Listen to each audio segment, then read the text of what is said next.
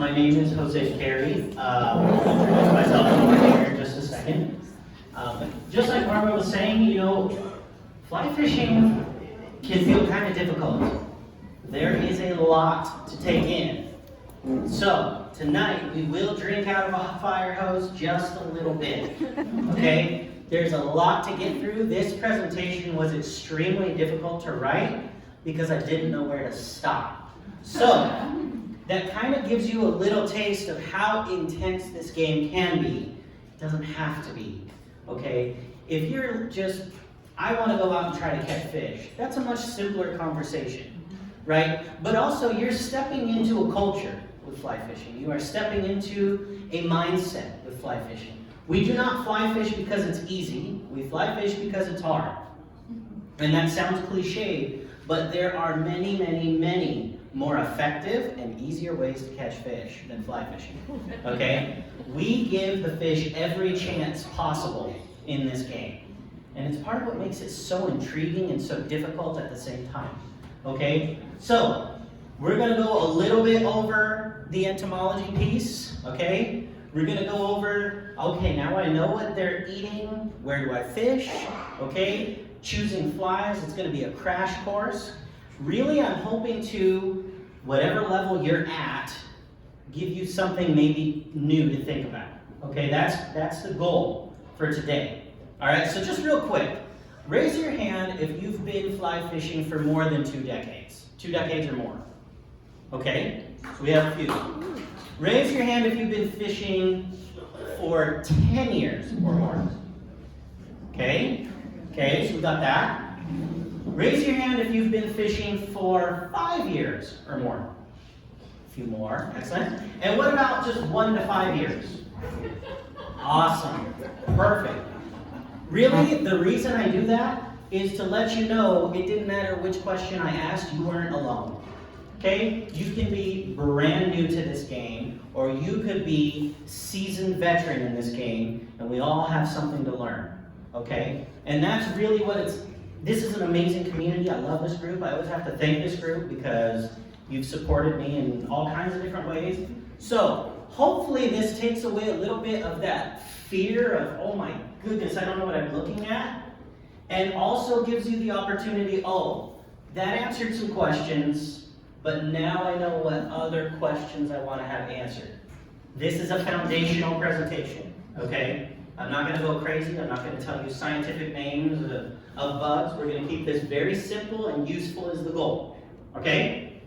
So, fly fishing. Where do we start? Where do we go? Those are 2 main questions, okay? This is a fish from the Oahe River, which is fun. I like to say that. Here we go. Who am I? Why should you care? You probably don't need to care, but that's okay. My name is Jose Karry. I'm the head guide and co-owner for Vice Outdoors. We're a local guide service that functions on the Boise River, and we focus on education. So anytime you go out with us, we're always trying to, hey, I love where you're at, think about X, Y, Z. Or, for some of you in this room, it might be more useful, hey, I need to know just what to do. Do an intro lesson. The whole goal is to give you the tools to get out and do this on your own. Okay? I teach English as a second language, so I am taking a year off from the education world, well, from the elementary education world. And I did teach English as a second language. I loved doing it, very passionate about education, and that's what I do now, just in the fly fishing context. I work full-time at Anglers right now. It becomes part-time in the summer when I'm guiding a lot. But I work at Anglers Fly Shop, so because of that, I also have a lot of experience in the retail side of this game.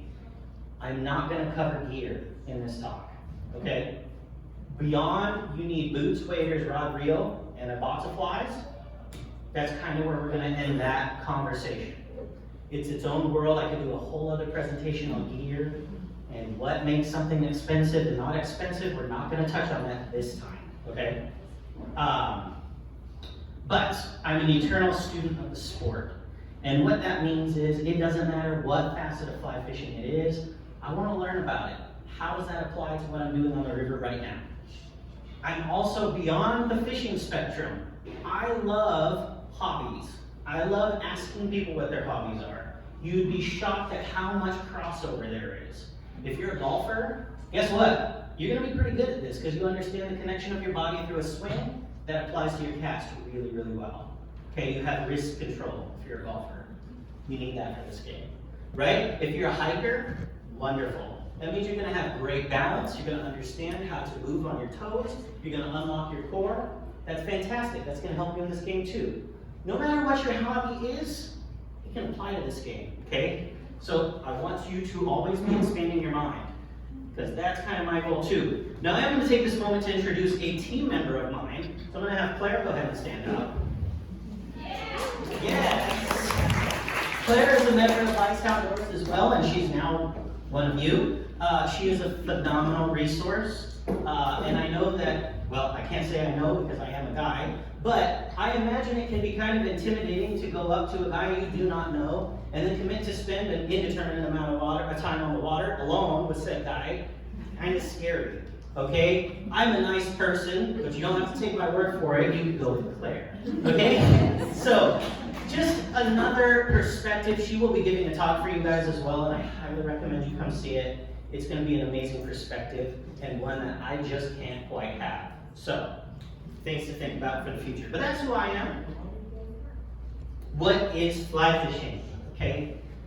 This can be a very difficult question to answer because we all might have a slightly different answer. For some of us, fly fishing is an escape. For some of us, fly fishing is a passion. For some of us, it's a way of life. For some of us, it's a hobby we do when we're free, right? We all have a different definition. But for me, fly fishing is a pursuit. It's a game, it's a puzzle, and I love that part of it. Because we are trying to go into a different habitat and just get these fish at their own game. It takes skill, it takes observation, and that's part of why I really like it, okay? So here we go. What are the major parts of fly fishing? Let's talk about that first. You got casting. That's the first barrier to entry in this game. The casting is non-intuitive, okay? You may have some experience with spin fishing. That's a little bit more intuitive, where you pull that bail down and you kind of throw. It's a little more natural. Fly fishing requires us to do pull motions, and our body does not naturally pull. It naturally wants to push away from us. So it is difficult. The cast is a barrier to entry. The good thing is, ladies are significantly better at learning how to cast. And the reason why? You listen. And I appreciate you for it. So, casting. That's going to be the first barrier to entry to this game. Now, you've casted your fly. You made it. Fantastic. Then comes the other half, and that's line control. And line control is just as difficult as casting. And in some ways, it's even more difficult. Okay? Just because you can get the fly to land where it needs to, if you can't make it look right, it's not going to catch fish. Okay? So those are the two facets that you have to think about as soon as you get into the game. The cast and your line control. What are you targeting? Okay? This talk is going to focus on trout. Here in Idaho, that is our main target. That fly fishing world was built around rising trout. That's the game. Okay? Now, don't get me wrong. I love to fly fish for bass and carp and bluegill and crappie and catfish even. I love all of it. But for this talk, we're going to focus on the trout. Okay? Where to fish. We're going to focus on the two main trout habitats, which are rivers and lakes. Okay? Rivers and lakes. And what to throw. Just to boil that down, food. What are they eating? Okay? We're going to talk a little bit about all that, all right? That's the slowest I'm going to go. From here on out, we're moving, okay? Now remember, I'm an elementary teacher by trade, so I love questions, and I don't need them to be ceremonious. You can lift your hand up and just shout it out. I can do that. I like it. I think it's better that if you have a question in the moment, I want to answer it in the moment, right? While it's fresh. Okay, so feel free to ask questions. I'll make some time at the end as well. Here we go. The delivery, casting and line control. Okay, this is from a river runs through it. A lot of times this is the first exposure people have to fly fishing. Not as much anymore, it's become a lot more mainstream, but for a long time, people were like, oh, I want to cast like the river runs through it guy.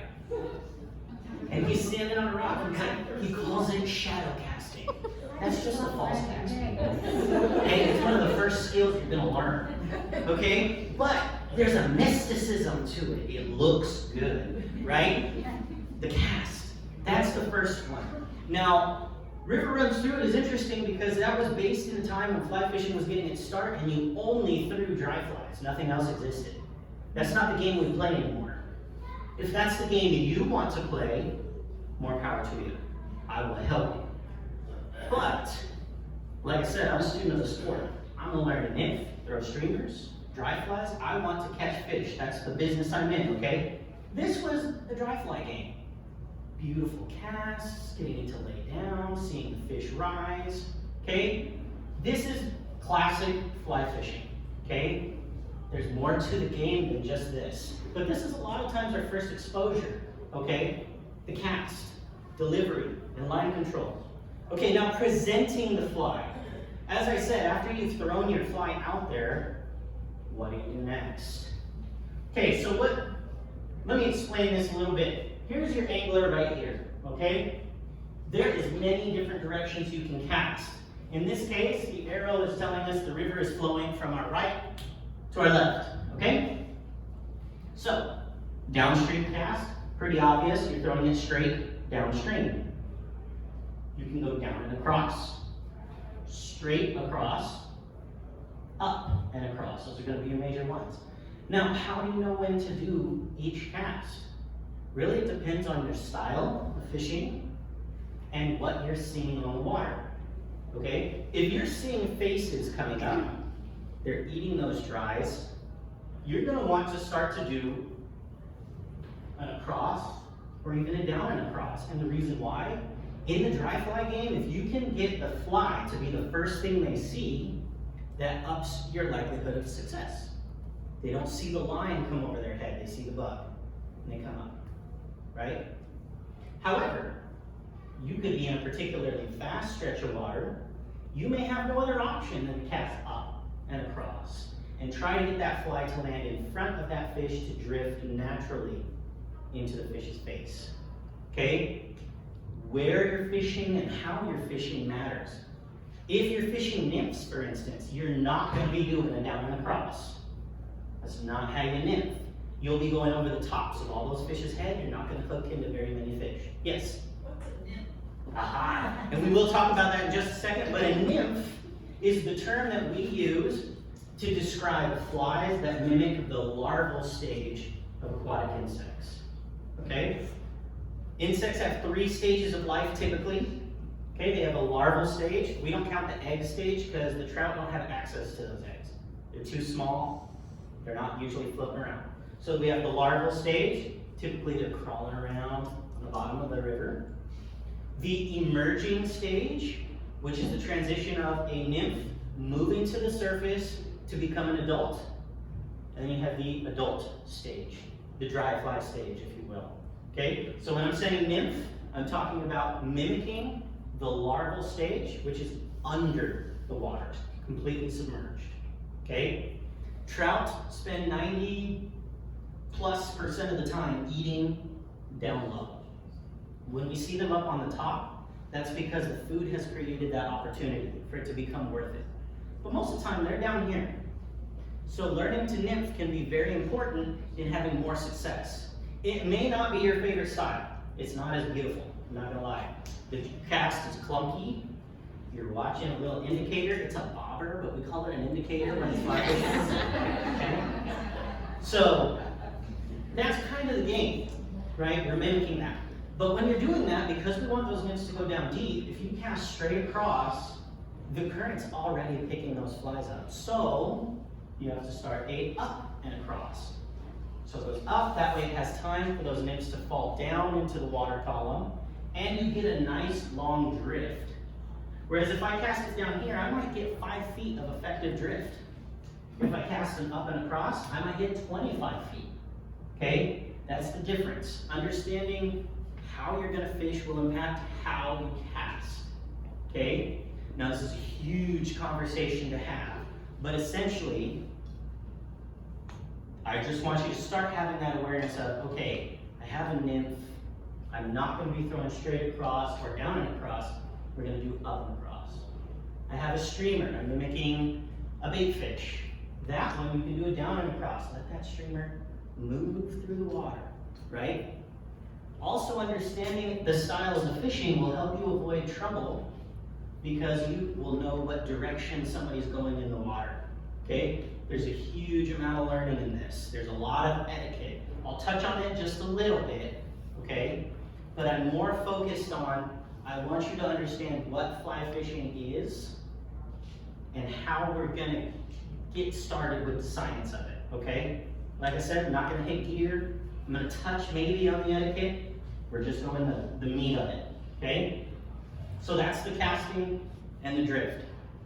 Does that kind of make a little bit of sense? Are we at least appreciating the level of thought that goes into it? It's not just a cast and go.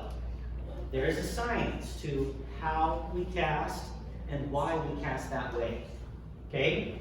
Now, we've learned we have to learn to cast. We've learned we have to learn how to control the cast, right? So if you cast upstream, you're gonna have to do what we call a mend, picking up that line, putting it behind the fly so they can drift naturally, okay? When are we gonna use it? And we're gonna come back to that in just a second. Trout, like I said, this is a trout-focused talk, okay? This is what we chase most often. Okay, up here, these are the major trout species that we have in Idaho. There are a few more, but these are the main players. Let's see if everybody knows. Who knows what that one is? Rainbow. That's rainbow. That's the bread and butter. That's what we chase most of the time. Okay, rainbow trout. This is from the Milwaukee River. That's my pet rainbow, which I still haven't named. I caught it 6 times over the last year and a half. I have pictures to prove that. It's pretty neat. What's this one? That's a brown trout. This, especially on the Boise and the Milwaukee River, these are, on the Boise, they're becoming a lot more common. On the Milwaukee River, that's what we're chasing 90% of the time. Okay, brown trout. What about this one down here? Cutthroat, okay? Cutthroat trout. As you move higher up in elevation, these will become more prevalent. This is one of our native species. These two, not so much. This is a true-blooded American right here, okay? This is a beautiful fish, cutthroat. We love cutthroat because they're not picky. This one, maybe you know, maybe you don't. Who knows what that one is? Oh, I heard a couple. Okay, that is a bull trout, okay? A bull trout is a native fish in Idaho. It is my favorite fish. I memorialized it on my arm because of that. Okay, this was actually caught just an hour and a half from here. I'm not going to tell you where, but it was caught an hour and a half from here. So, this is another native species. They are an endangered species. It is a required catch and release on bull trout. Okay, so they are very important. They're apex predators, but they are very fragile. Took a quick picture, let that go. I'm happy to talk nerdy about native species of bull trout. I love this fish, but I want you to have an awareness of that, okay? We also have brook trout and tigers. Yes? What's a Dolly Martin breed? That's a great question. Now, Idaho does not have Dolly Varden with the exception of maybe really far up north. A Dolly Varden is a different species of char that is related to the bull trout. They typically run to the salt. We don't have any Dolly Varden bulls that are natural here in Idaho. Yes? I was just saying I caught a Dolly Martin, but I think it was an escape on the Wood River. Yes. So they It was a lake escape, you know. Yeah. They've put dollies in different waters because genetically they're super similar. There's been a good effort and awareness to get the bull trout back to the native areas. They're part of what keep a lot of our streams healthy. And again, I love talking about that. But yes, these are our major targets, okay? Overwhelmingly, these 3, but that one definitely deserves recognition, okay? Yes? So are bull trout found in rivers? Absolutely. In So, the Payette River? yes, actually. Bull trout are in the Payette River. It's confusing too because the Payette also has brook trout, which are wild and invasive. The juvenile stages look really similar. Bull trout are significantly bigger, typically. But brook trout, there's almost never a limit on brook trout. Or if there is a limit, it's usually 25 fish per day. Whenever brook trout get into water, they usually take over. They're extremely invasive. It takes a lot to kill a brook trout. So brook trout are gorgeous and they get these really beautiful colors. And they are in the char family as well, which makes it difficult. But that's another piece of the puzzle to this game. You have to know what you're targeting as well. Okay? And again, we can talk all about that, but I want to keep moving on. These are just the major fish we're going to deal with. Okay? All right, reading water. This is, okay, I have all my gear. I learned how to cast. I think I know how to control my line. Now let's get in the water and fish. All right, so we see this gentleman standing in the water, and it's a little difficult to see on this screen, but we're going to give it our best shot here.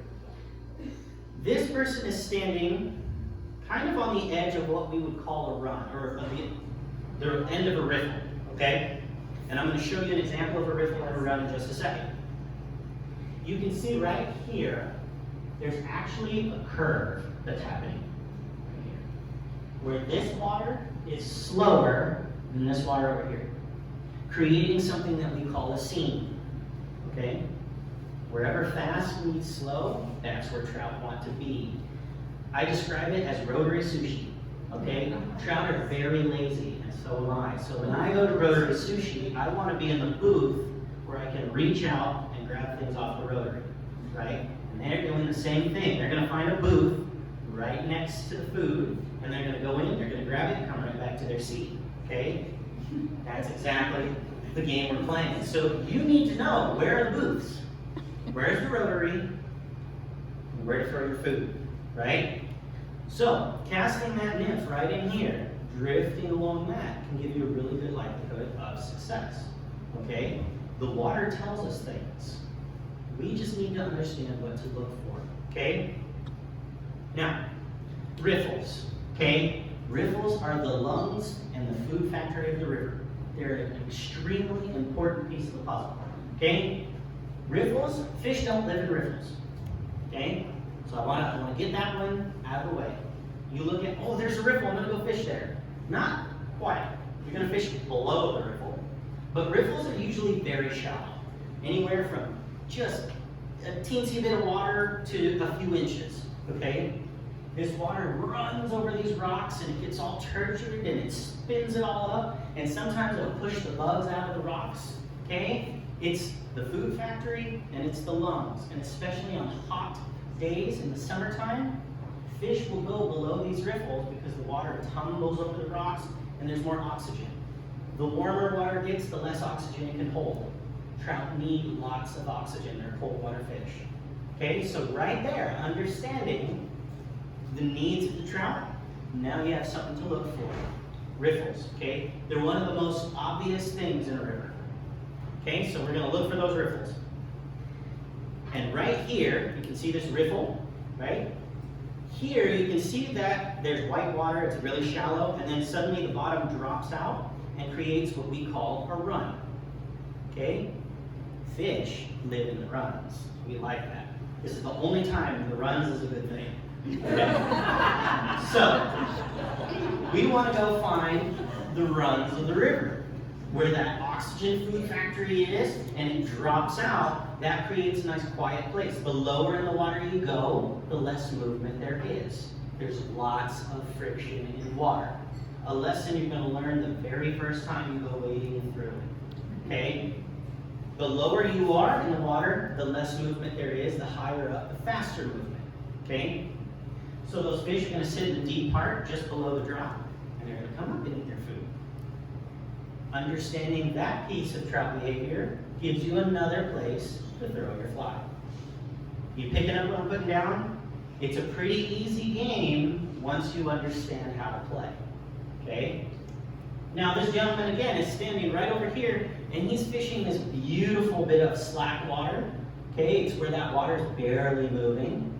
Okay, there's another really nice seam right here. Fast water meaning slow. His fly line, which you can't really see very well, but ends right here, right in the money zone, right on that rotary, right? Understanding where the trout live will make you more successful, okay? Now, the other thing I'm going to point out is in a river, fish are almost always looking up, okay? They're looking upstream. And the reason why is if they were looking up downstream, they would be going downstream. They don't want to do that. Again, they're sitting in their booth. So they're going to look upstream. They're going to find water where they barely have to move to stay in one spot. Okay? Understanding that they're looking upstream means that you should start from behind them. Okay? So let's say this table right here is the river, and it's flowing from this way, that way, going like that. That means the fish are looking this way. So the water's coming at their face. If you start right here, and you throw your fly, you'll hook this fish here. Fish usually run downstream after they're hooked. Boom. Get in your net. Boom. Hit another fish. Boom. Do you see what I'm doing now? Okay, but now if I go like this and I go to the river and I show up and I'm like, ooh, that's the money spot. Hook that fish. It's going to run downstream. All of those fish just saw you. Don't ruin the game for yourself. Okay? Get behind them. Work your way up. We are greedy in this game. There's a reason we do catch and release, so we don't have to worry about limits. We go. We go. We catch it, get in the net, let it go, take your picture. Awesome. And move up. Okay, so understanding that fish are always looking up gives you another advantage in this game. Is it making sense? That's the other reason that first slide, up and across, falls into their face. If I cast it down and across, this fish is never going to see it until I've already passed it and spooked it. Okay? The way you're fishing, it will affect the way you have to cast. And I'm still talking about nymphs here. I haven't talked as much about the dries. Okay? So that's a run.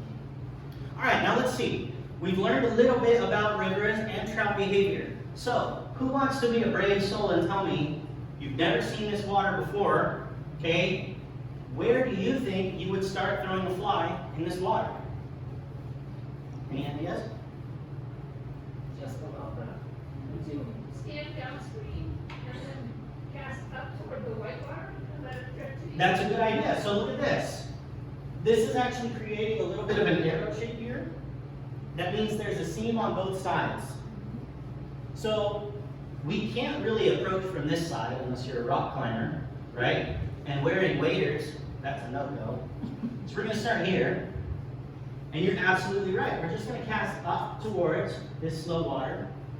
We're going to drag the nymph through. We're going to drag our streamer through. Maybe we're throwing a big salmon fly and just searching water. Boom. And we're going to start really close. We're going to start here. And then we're going to cast a little further, and a little further, and a little further, until you can't cast any further. And it's like, okay, well, I fished that really thoroughly, so take 5 steps up and do it again. Boom. Boom. Boom. And somewhere in there, you're going to hook a fish. That's the money zone, right? Hook 1 or 2 fish, walk up, fish the head of the water. It's a good way to approach it. Okay? Now, right here is another feature of the water. This is creating what we call an eddy. Okay? That's where the water, the current actually gets pushed into the slow and it turns back around. It creates this slow swirl. That's an eddy. Fish will live in the eddies as well. And they're deceptively difficult to fish. I was once up on the middle fork of Boise, a place I suggest all of you go at some point. But the middle fork of Boise, and I was fishing an eddy just like this. The water is very similar up there. I had my nymph going this way, and I could see a very nice fish looking the opposite way. I just told you that fish are always looking upstream. This fish was over here facing downstream. The reason why? The eddy was creating a countercurrent. So even though I was casting my flies to it, it never saw them because it wasn't looking that direction. I actually had to reverse my cast so it would flow the right way. Okay? In rivers, fish are always looking upstream. Upstream isn't always up. Does that make sense? Okay? Just things to think about when you're looking at water. Okay? You have all the tools now. So when you see any water, you should do this today. Go to Google Maps and look at the Boise through town. immediately you're gonna be like, ah, there's a rotary, and there's a rotary, and there's an eddy, and you're gonna start really hitting, this is where fish go. Once you know, you can go to any state, any country that has trout. You'll know where to go, because all trout are very similar. Okay, so does that make sense? I think I have one more. Yes. I need you to rename rotary properly, because now people are like, what is a rotary? Oh, so here's a seam, right? Here's a seam, is where the fish are gonna sit and do their thing. So here's a seam. There's an eddy. All of those are things to throw at. Here's the run. Okay? Oh, there's a riffle. Runs are almost always. Rotary is just an overarching term I'm using for a place where fish are eating. Okay. I'm abusing my analogy is what I'm doing. Remember, we're really more specific. Yes, and that is good. I like that. But whenever you see a riffle, there's almost always a run under. Okay? And riffles are the most obvious thing to see. And especially on Google Maps, it's whitewater, you're gonna see it. Gives you places to go. We kind of understanding it a little bit, the mysticism should start to dissipate a little more now. It's like, oh, that's not as hard as I thought it was, okay? If you have background in rafting and things like that, you're gonna immediately start to understand even more because rafters can read water so well. You know where the soft spots are and the troughs are. Fish follow the same patterns, okay?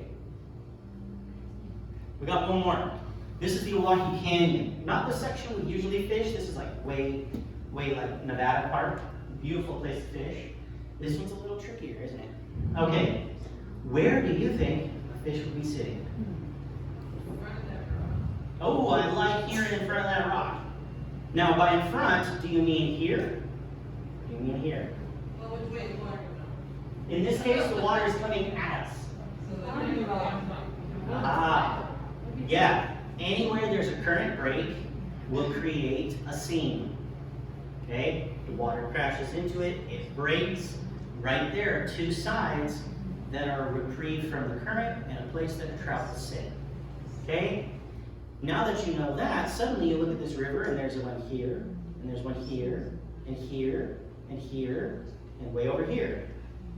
Okay? Trout are lazy by nature. It's one of the few things that they did to help us out. Okay? So, that gives you things to look at. Now, way off in this picture, there's actually a riffle way up here. Hard to see. But, just like I said, below the riffle is this big run. There's a seam here. Okay? Immediately, you can look at this water and have an idea of where you might catch fish. Right? Reading water. It's really, really important. Okay?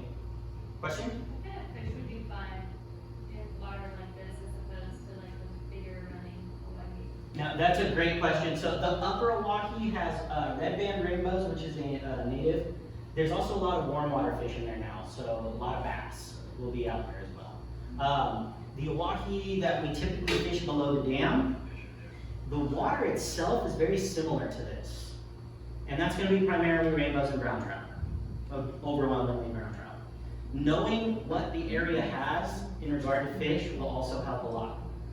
Yes? Okay, so we're gonna go there, we're gonna fish, we're gonna, and you're gonna take, fish a bit, then you're gonna take 5 steps, and you're gonna fish a bit. Mm-hmm. Where are you gonna start on that? Are you gonna start up there further? And then- Fantastic question. Great question. So, I just told you guys a little bit ago that fish are almost always looking upstream. So, just knowing that piece, do you think we should start up high or down low? We should start down low. So straight up, you're going to want to start way down in here and work your way up to the prime water where the shelf falls out from the river. Does that make sense? Okay? It's not overly complicated, but you kind of have to be told. If that makes any sense. That's the frustrating thing about fly fishing. Once someone tells you, you're like, oh, duh. But like, it's not intuitive at all. Okay? So, giving you as many tools for your tool belt when you go out by yourself. Okay? Still water. It's a whole different ballgame. And I love talking about still water with you because most of you are better at it than me. So, this is Pyramid Lake, a place that I love to hate.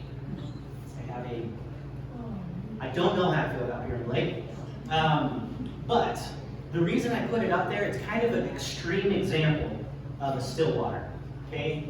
It has its own unique seasons. Still water follows different rules than rivers do, okay? Now, I'm still talking primarily trout here.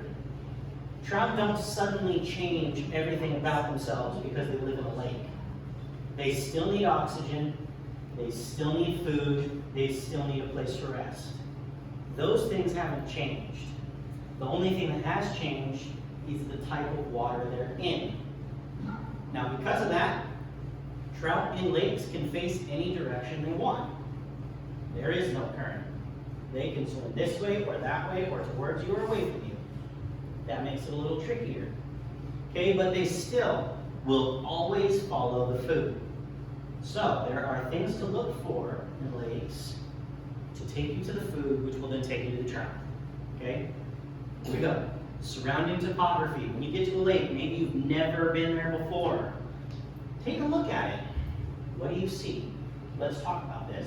What do you see on the back side, back over here? What are you noticing? It's a steep hill. There's a drastic change of elevation. It's fair to assume that will continue into the water. Do you see what I'm saying? This isn't suddenly going to stop decreasing. That is probably going to continue down into the water. That is a feature. Steep ledge. Grasshoppers and other bugs will live on that hill. They can get blown down into the lake. That suddenly gives you, oh, there might be fish cruising over there. What do we notice about the water closest to us, or about the shore closest to us? It's really shallow. It's really shallow. And again, it's fair to assume it's going to continue into the lake, which means that it's going to be a very gradual decrease. Gradual decreases create another feature, and I want to point out these two anglers right here. What they're doing is they've actually found, on that slope, they've found the spot where the weeds are optimal, the bugs are congregated, and the fish are cruising. That's what they're going to fish, right? Still water is very, and so is the river, but depth is really important in still water. If you have your flies down 6 feet deep, but those fish are holding at 8 feet, it doesn't matter how big your fly looks, they're not coming up 2 feet to grab it. That's not a thing. Okay? Trout are lazy by nature. They'll move a little bit. They'll move in a straight line. They're not going up and down to grab their food. Does that make sense? Okay? Understanding that will show you the importance. If you want to know about depth, talking to Felicia is probably the right call. Ice fishermen have to understand depth. If you're way up above them, you're not going to hit them. And if you're way down below them, you're not going to hit them. You got to be in the zone. Okay? So depth. Once you figure out, are the fish eating bugs on the beach, or are they eating back on that shelf? That becomes the next question, right? So, here's another picture from Pyramid Lake, okay? Standing on the rocks. It's hard to see here, but this is mind-boggling. All this that you see here, it looks a little fuzzy. Those are not weeds. Those are tui chubs. That's a type of fish, okay? This right here, there's a big open spot. That's where the indicator landed. Those fish were like, and moved away. What's happening here is these people are standing on rocks. They've casted this fly right to the edge of this rock to a feature that we call ledges. Suddenly it went from that rock being 2 feet underwater to there is a 14+ foot drop right there. Anywhere that shallow means deep is a feeding zone for trout. Okay? Bugs will live on those rocks.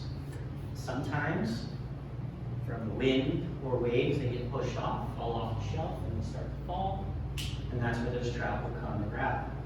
In this case, there's already tons of bait fish.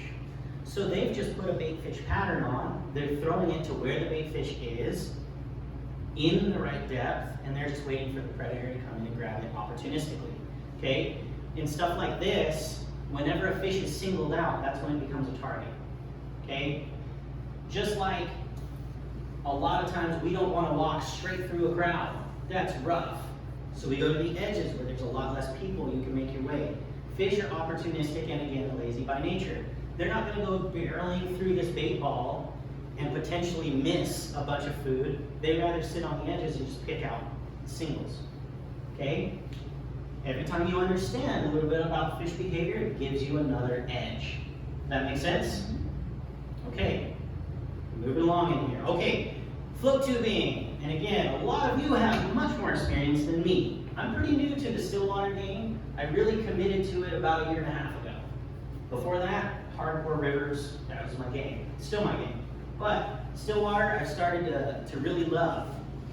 What this person is doing is he's sitting right on the edge of another feature which is called a weed line. Okay? Now, if any of you have been to Duck Valley, and I feel like a lot of you have, Duck Valley is notorious for weeds. At some point, those weeds grow up and they grow up thick. Okay? But there's always a happy medium to be had with weeds. Weeds are where bugs live too. Weeds house bait fish. All of those are forage for trout. Okay? And because that is their habitat, it's fair to assume that if you fish near it, you're going to find predators, right? So what this person is doing is he's literally sitting on the weed bed, and he's casting his small streamer straight out and zipping it back towards the weeds, mimicking a bait fish that has gotten separated from its ball and is now just booking it back to safety. Trout are lazy by nature and very opportunistic. So boom, that's when you get your chance at a bigger fish. We getting it? Okay? Really, trout are very simple animals. It's the extenuating circumstances that make this game very difficult. Okay? What to look for. Okay, so that's stillwater. You're looking for ledges. Look at the topography. Wherever a shelf happens is a good place to start fishing. Okay? I have a question. Yes. Do you ever look at navionics maps when you go fish somewhere? I have. I've done that. I don't know if I went out or not. Oh, there it goes. So when I lived in Micronesia for a short period of time, and when I was there, we used to use the blue charts that the Navy puts out. Because the Navy is required to mark out all of the features of the water. They have to mark out sandbars, reefs, the whole thing. That was hugely helpful because it took the guesswork out of it. It didn't matter if it was low tide or high tide, you could go find that reef and that was structured and you could fish it. I've done that with, so like for instance, Garmin has blue maps that you can download and they have a very similar thing and that's hugely helpful, especially for the stillwater angler. I don't feel like it helps me as much in rivers just because I know how to read a river. Or the Snake River would be different. Yeah, the Snake River is a weird one because it's so big and wide it feels like stillwater and the fish are not forced to face upstream. So in the Snake, the Columbia, like those really big rivers, those blue water maps can be really helpful to show you where the structure is. Yeah, so that's a good one. I didn't even think about that, but that's a great tool to use. Okay, trout's diet. We've just talked about where they live. We just talked about how they eat. We just talked about where to throw the things they eat. What do they eat? The answer is yes. Here we go. All right. Trout will eat just about anything that's in their face, and I really do mean that. If you go to your local fly shop and you look at some of those flies, they don't look like anything. Yet we catch fish on them. We're just manipulating their instinct. That's what we're doing here. Okay? So, from bait fish, trout are cannibalistic. They will eat a smolt of their own species any chance they get. Okay, so we have bait fish. This right here is a scud. Okay? Places like the Oahe River is packed full of these. It's just a little freshwater shrimp. A lot of protein in those. They are active swimmers. Okay? Leeches. Those are gross, but fish eat them. So we mimic that. Sculpin. This is trout candy right here. If you get to a river that has lots of sculpin, and you put on a big old sculpin pattern, you may only catch 1 or 2 fish, but they're going to be big, okay? The Boise River, the South Fork of the Boise, and the Snake River are chock full of scolpies. Crawdads. And if you're from the other part of the nation, you may say crawfish, right? Doesn't matter, that, okay? Fish, eat them, okay? In particular, the bass, this is a prime thing for them. Trout are a little different. You need a big trout to start targeting these things, okay?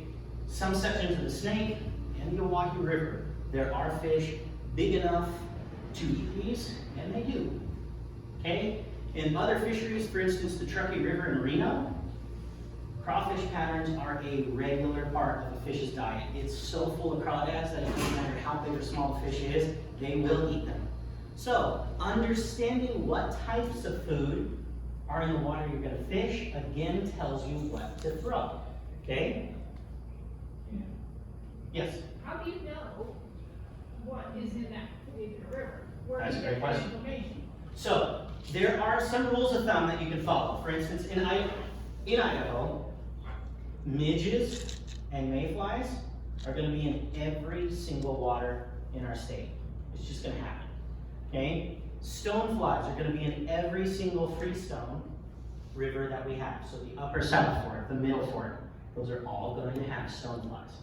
So right there you have 3 bugs that are present in all of our waters. And you need to have any fly box. That you need to have in your fly box. Absolutely non-negotiables. Okay? Now, we'll go back one. Crawdads and sculpin, they can be water specific. The Boise in town has lots of crawdads, but not very many fish eat them. Okay? They don't tend to get quite big enough. The Boise River is fished really heavily. Now, don't get me wrong, the biggest brown trout I've ever seen caught in person was the Boise River. It was 28 inches long. It was sitting in a place that it had no business being in. To this day, I'm pretty shook by it. Like, that was crazy. Okay? But it was there. My biggest rainbow trout to date was out of the Boise River in Garden City.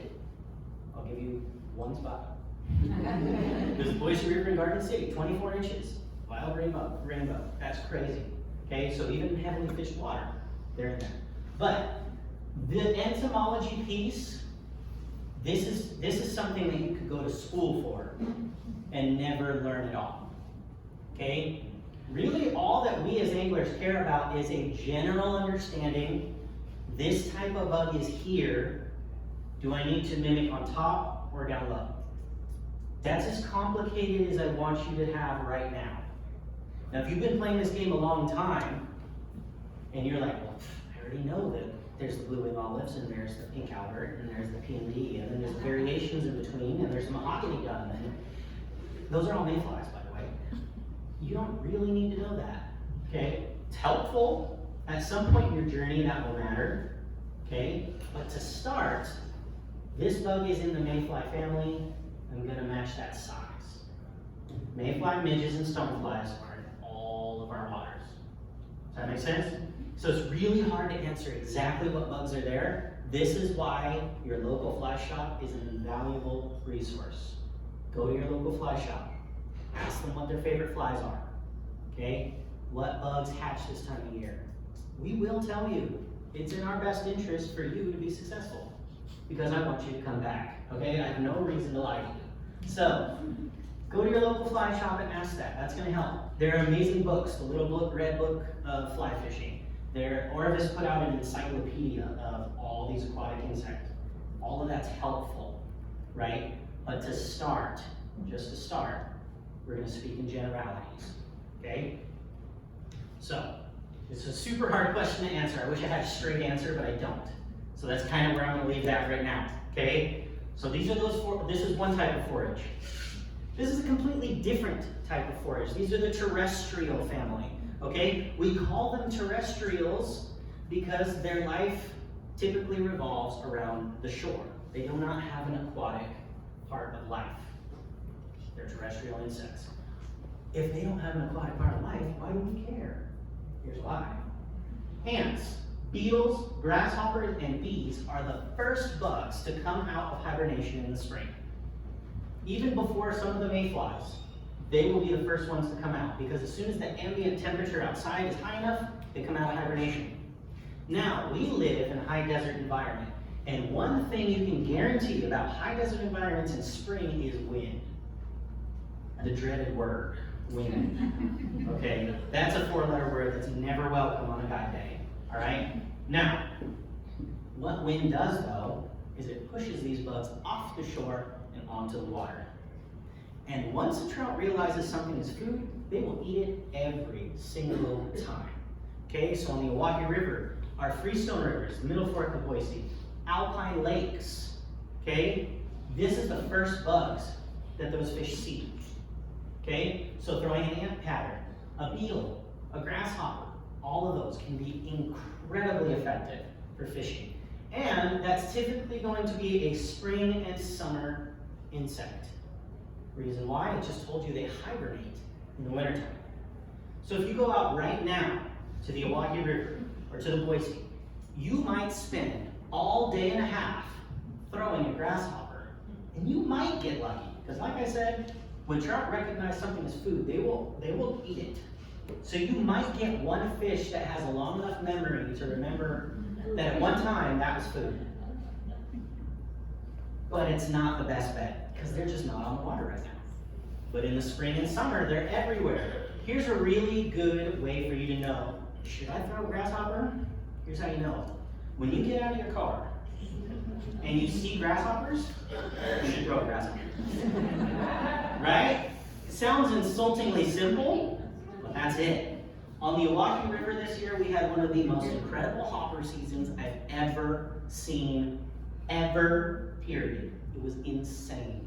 Every single cast I made, I got a look from around. And every like 5th cast, I got a take. Okay, like it was just crazy. The hoppers were everywhere. Funny thing is, usually I throw big hoppers. This year there was so many that the competition among the grasshoppers was so high that they never grew very big. So if you threw big grasshoppers, the fish would go, like, it was scary. You'd cast it, and you'd see a shadow come from like 15 feet away, go right up, put its nose to the grasshopper, and go, no. And you were like, come on! So then you throw again, and that same brown would go, whoop. No. So then I was like, what on earth? So then I tied a small. Same fly, small. And it got eaten, right? They're just smart enough to be frustrated, okay? So, again, this is pattern recognition. There's a reason we call these patterns. When you go to a fly shop, and you're learning to tie especially, we will call them patterns. We don't just call them flies, right? And recognizing patterns will make you more successful, okay? It's kind of what I want you to get out of this whole thing. I want you to start getting some pattern recognition. See grasshopper, throw a grasshopper. See ant, throw an ant. It doesn't have to be that hard. And I'm not trying to make this sound insultingly easy, but that's where you have to start, okay?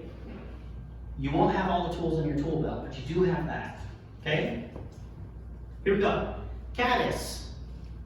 This is one of the kings of all insects. There's not a single water in Idaho that doesn't have caddis. Caddis are responsible for holding rivers together. Did you know that?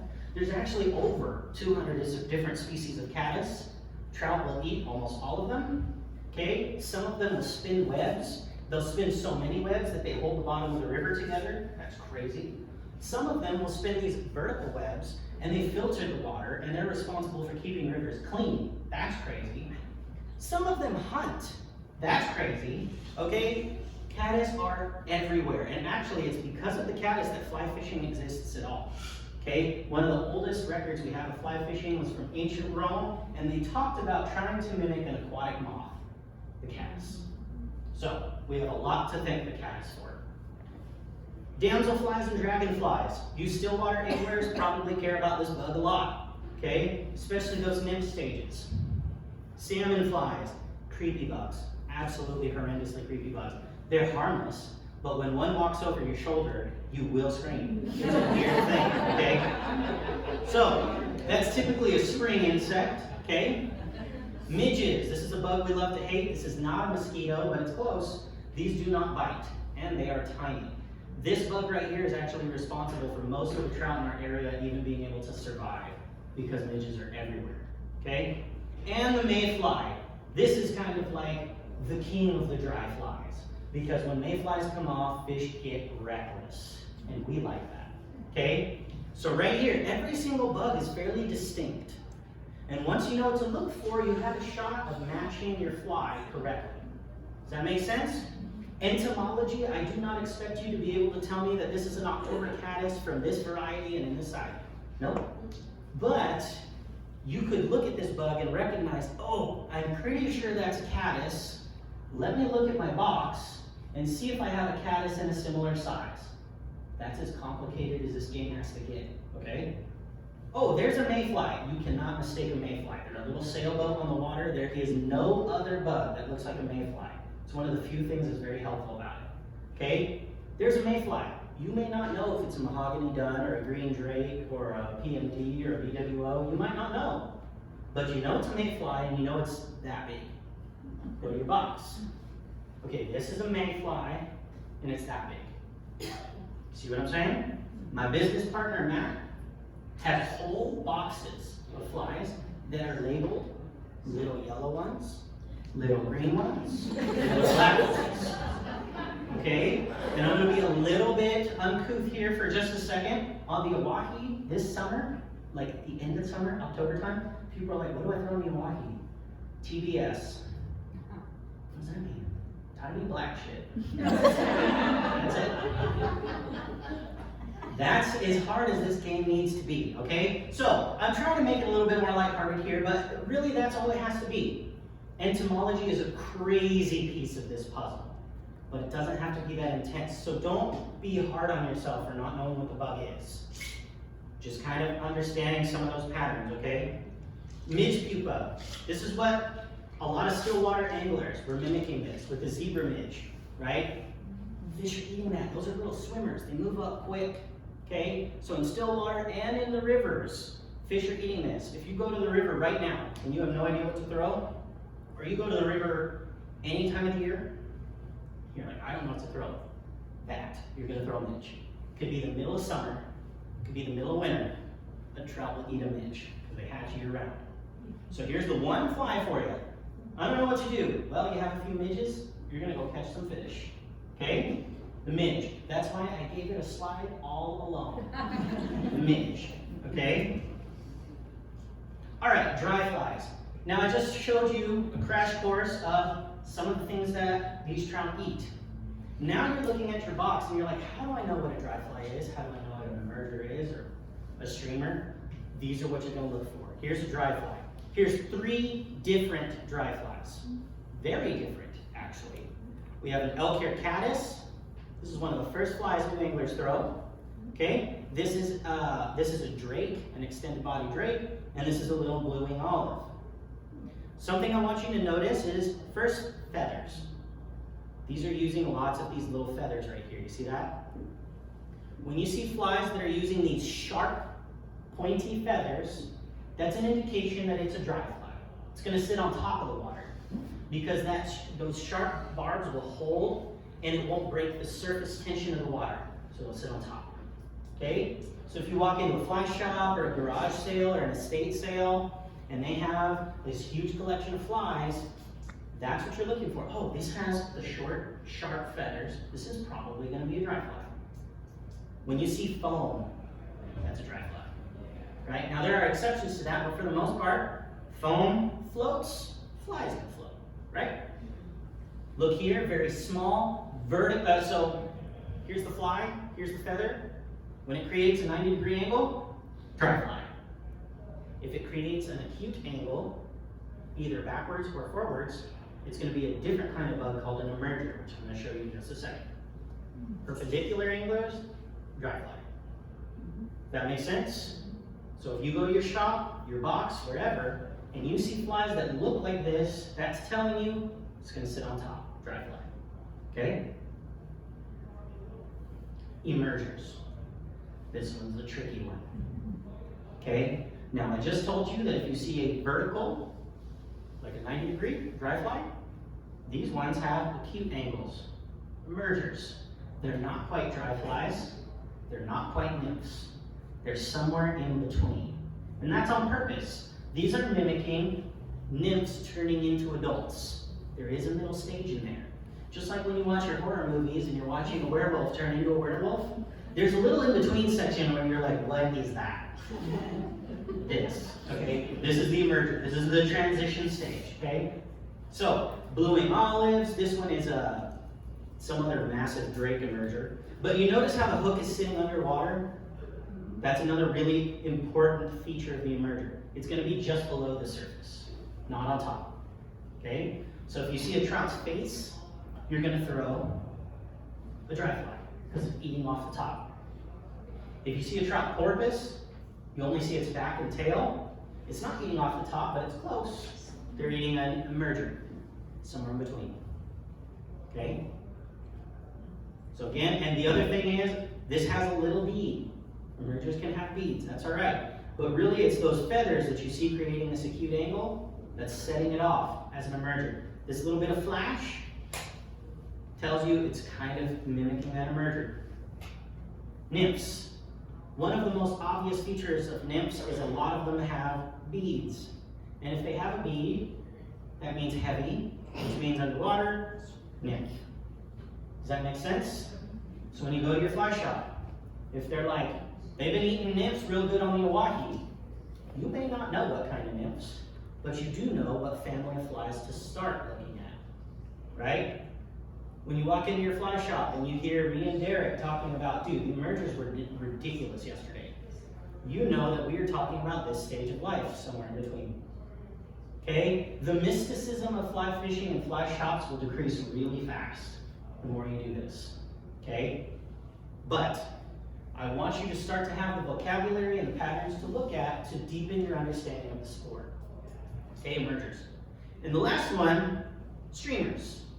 Streamers can look all kinds of different ways, but essentially a streamer is anything that's going to mimic larger forage that isn't a nymph or a bug. Okay? This is going to be a leech imitation, so your still water anglers, this is probably one of your go-tos. Okay, this is a big sculpin pattern. Woolly bugger, I don't know what that mimics, but yes, and you should have one in your box, okay? Mimics a little of everything. They don't look like anything, they look like everything. That's kind of where that shines. Streamers, okay? And again, it's very common to see very heavy weights or beads on streamers. But you see that really long profile. Okay, so we've moved beyond a bug. We're mimicking a crawdad, or a leech, or a sculpin, or some other bait fish. Okay, those are your four main flies. Dry fly, emerger, nymph, streamer. Does that make sense? Okay, now, I did throw a lot at you, okay? So what I'm just gonna touch on is, we talked about how in rivers we're gonna work from the bottom up, right? So here's your one piece of etiquette for you, because fly fishing is a very strong culture, okay? And I'd like to tell you that we're all nice people. We're not, okay? Some people will assume, and this is where those of you who are middle-aged and up, I apologize for this stigma that you are gonna have. There's an automatic thought that those middle-life and up already know how to do this. So if you're a new angler and later in life, I'm so happy you're here, and I'm sorry that this is a problem. I'm trying to change it. They're gonna assume you already know what to do. So if you come up and you do something that we call low holing, okay, which is you get too close to them downstream, they're gonna look at you and be very upset. Why are you encroaching on my water? You're low holing me. You may not have any idea what you just did, but you got too close to them downstream, okay? Then there's the opposite, high hole. And this one is the cardinal sin, because we work from the bottom up. So if you ruin water I already went through, I'm not stoked about it, but I'm not angry, inherently. But if you come up where I was going to fish, yo, that is not cool, okay? So, I want you to know that it is not typically appropriate to get very close to somebody fly fishing, okay? But if you go to the Oahe, the Boise River, you're gonna fish near someone. It's going to happen. The Oahe and the Boise are the most heavily fished waters in their respective states. You're gonna fish close to someone. But Don't assume that just because you're gonna have to, it's okay. Always communicate. Hey, which way are you going? If you wanna go fish water over here, but you need to cross, hey, where can I cross? Sometimes a really small bit of communication will go a long way. The majority of us are stoked you're here. And I know for myself that if I'm on the water and you see me, hey Jose, which way are you going? There's a really high likelihood that if I don't have clients, I'm gonna tell you, hey, just come down here and fish where I am.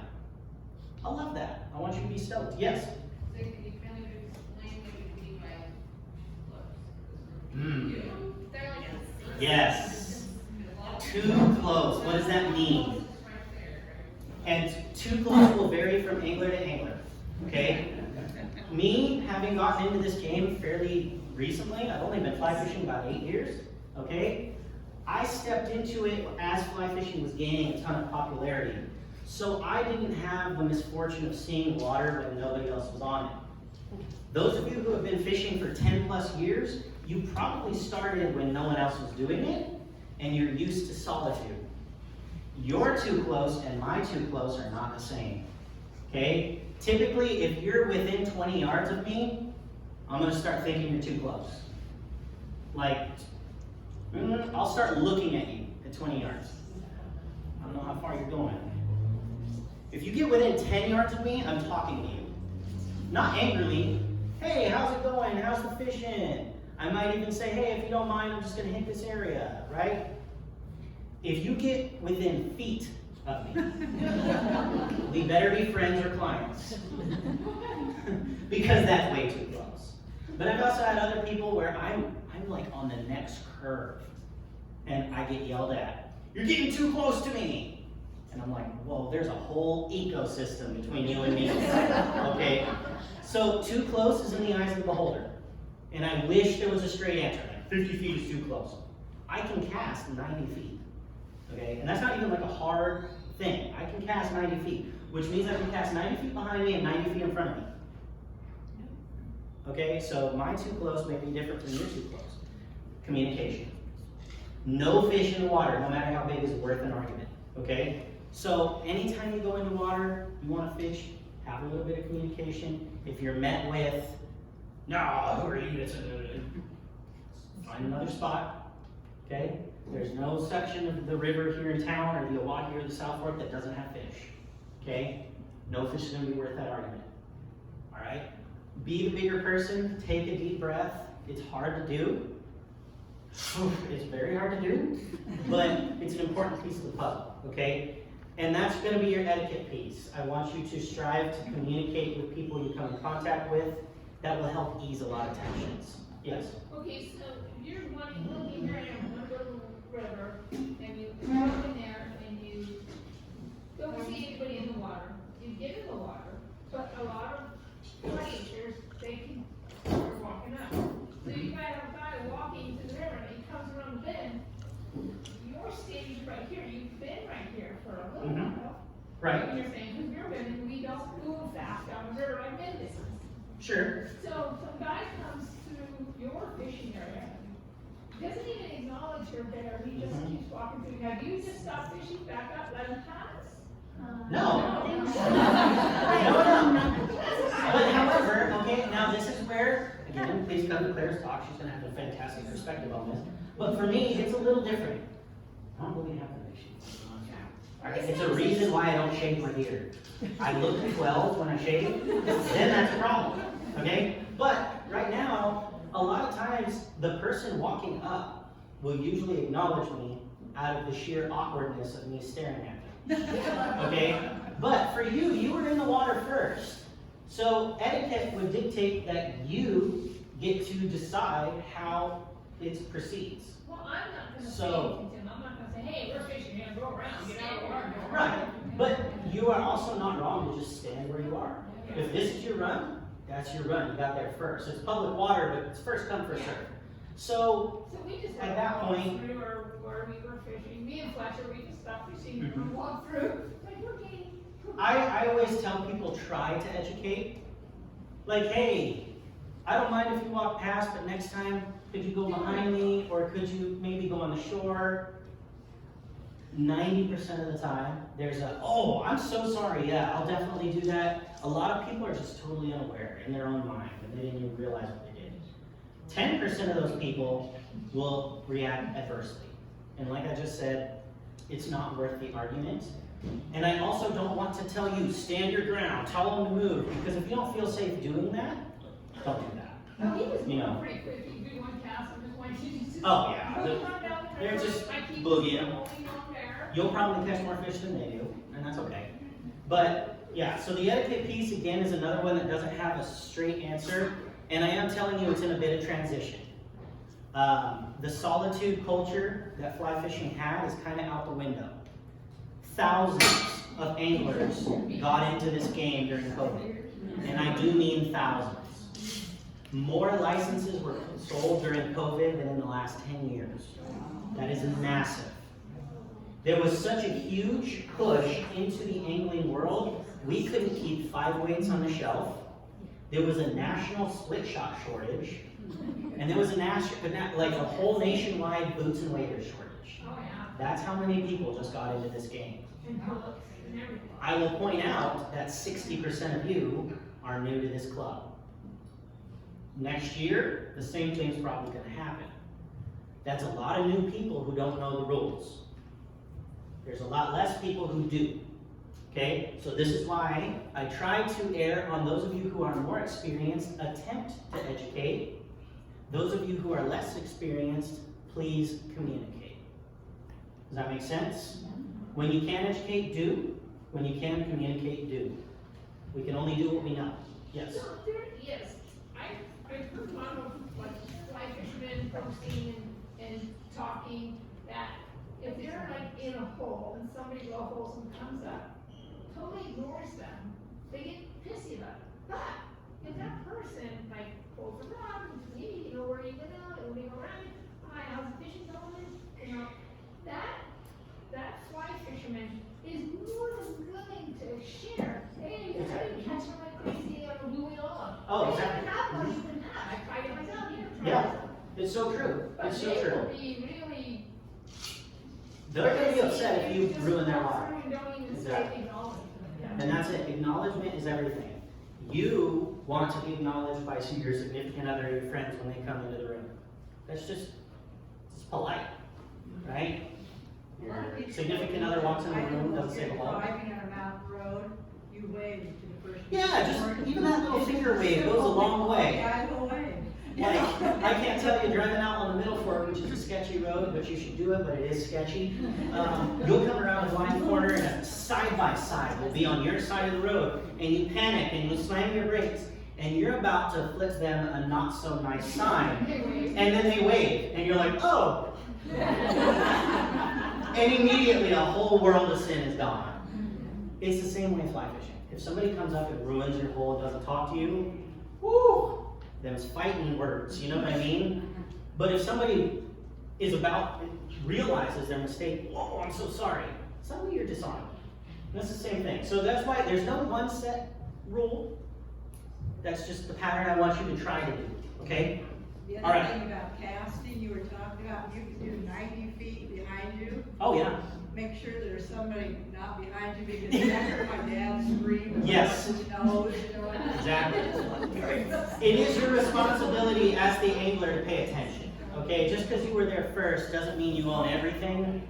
So if you're 20 feet from shore, don't cast more than 20 feet because there's somebody behind you, right? So you can't just be outright about it, but you know, again, no set answers. But okay, let's get to this wrap up piece because I've taken so much of your time.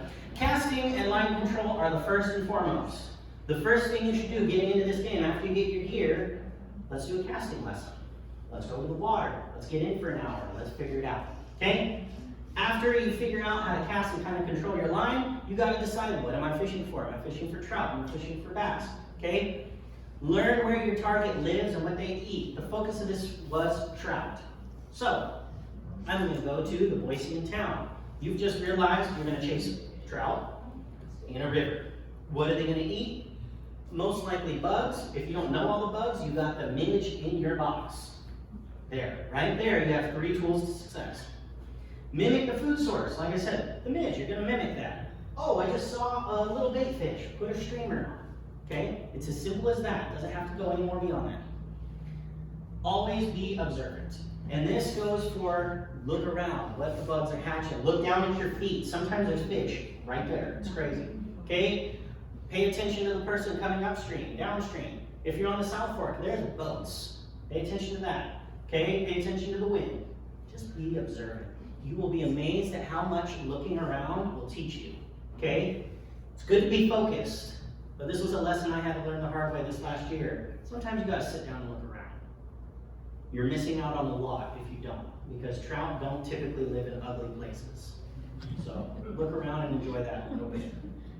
Okay, so here's how to contact me if you want to. Again, also Clint is a great resource for you. If there's any other questions, now's the time. Any other questions at all? It's been good to actually answer on the fly. That's been kind of nice. I've had some people be very quiet. Yes? What's the etiquette of a boat coming down the river, like on the South Fork? Okay, so here's the thing, and this is also a weird one too. But From on both the, sides, I mean, from the yeah. wader side and the boat side. So when the South Fork opens, it's typically really high water. And I'm talking 2,000 or higher CFS.